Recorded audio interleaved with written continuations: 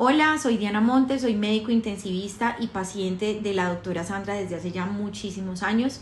Llegué a ella luego de pasar por 2 procesos de ortodoncia fallidos, en donde no había logrado los resultados que erróneamente quizá estaba buscando desde el punto de vista estético sin pensar en lo funcional. Tenía un problema de mordida muy grave, tenía un problema de bruxismo muy severo. Empezamos a trabajar desde la parte funcional, sobre todo con la mordida, y luego de haber reestructurado la funcionalidad porque casi que ni podía comer muchísimos alimentos, empezamos a trabajar en la parte estética. Tenía también un problema de bruxismo muy grave.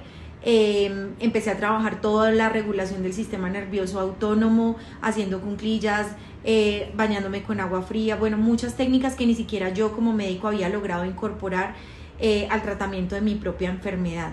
Entonces ahora vengo en un proceso de muchísima mejoría del bruxismo.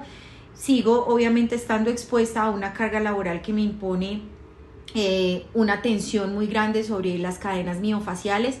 Hace una semana estuve en consulta y en control, y en ese momento me hicieron una descarga de toda la tensión que tenía a nivel de la cara, de los músculos maceteros, de la masticación, del cuello, y realmente es una experiencia renovadora que influye muchísimo en el tratamiento del bruxismo. No es solamente una placa, no es solamente tratar lo estético, sino incorporar el tratamiento funcional a los procesos de odontología. Yo personalmente estoy feliz con mi proceso porque uno erróneamente a veces busca solo lo estético, pero yo encontré el balance perfecto entre lo estético y lo funcional gracias a la doctora Sandra, y gracias a todo lo que ella ahora hace y a todo lo que incorpora a sus técnicas. Así que bueno, esto era parte de lo que les quería compartir.